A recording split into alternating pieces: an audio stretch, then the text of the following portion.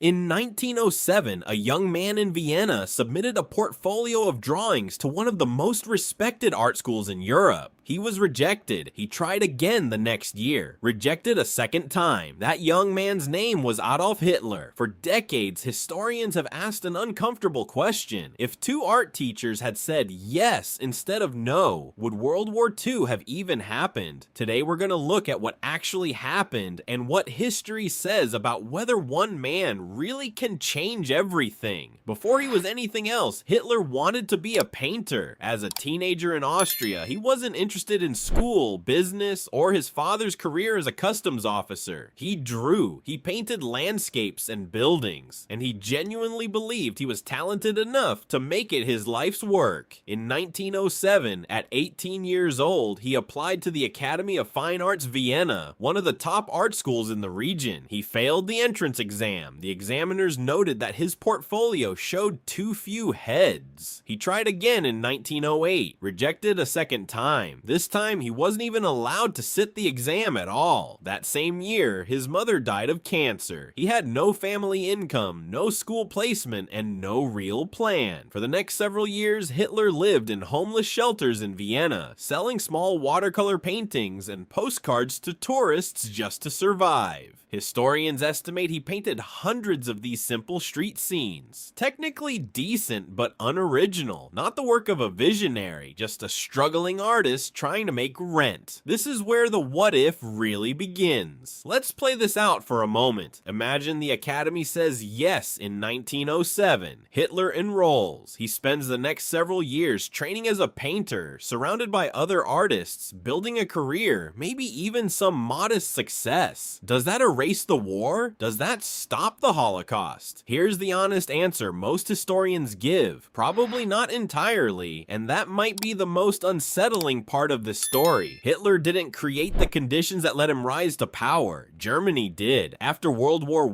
I, the country was crushed by the Treaty of Versailles, burdened with massive war debt, national humiliation, and an economy so broken that people were using wheelbarrows full of cash just to buy bread. Then came the Great Depression, which hit Germany even harder than most other countries. Unemployment, desperation, anger at the government, a population looking for someone, anyone, to blame, and someone who promised to fix it all. That environment didn't need Hitler specifically. It needed somebody like him. This connects to a real, ongoing debate among historians called the Great Man Theory versus what's called structural or social history. The Great Man Theory says history is shaped by powerful individuals, that without Napoleon, without Caesar, without Hitler, history would look completely different. The opposing view says the opposite. History is shaped by economics, politics, and social conditions, and if the great man hadn't shown up, someone else would have filled the exact same role because the underlying conditions demanded it. In Germany in the 1920s and 30s, there were several far-right nationalist movements competing for power, not just the Nazi Party. Other extremist leaders and parties existed and were gaining traction during the same economic collapse. Hitler was unusually effective as a public speaker and organizer. That part is specific to him. But the appetite for extremist nationalist politics in Germany was already there before he ever entered a beer hall in Munich. So even in a version of history where art school Hitler is living a quiet life, painting landscapes in Vienna, the deeper question remains: does the crisis Germany was in still produce a similar disaster, just with a different face attached to it? We can't know for certain, but most historians lean toward, uncomfortably, probably yes, in some form. This is why the what if he'd become an artist question isn't really about Hitler's talent or lack of it. It's about how dangerous it is to explain history through one villain alone. If we tell ourselves that the Holocaust and World War II happened simply because one uniquely evil man existed, it lets us off the hook. It suggests the danger is gone once that one person is gone, but the actual history is scarier than that. It shows how economic collapse, national humiliation, and a desperate population looking for easy answers can create the conditions for atrocity, with or without one specific man at the center of it. Hitler wasn't inevitable, but what happened to Germany in the 1920s made someone like him disturbingly possible. If rejecting Hitler from art school wouldn't have stopped everything, what would have?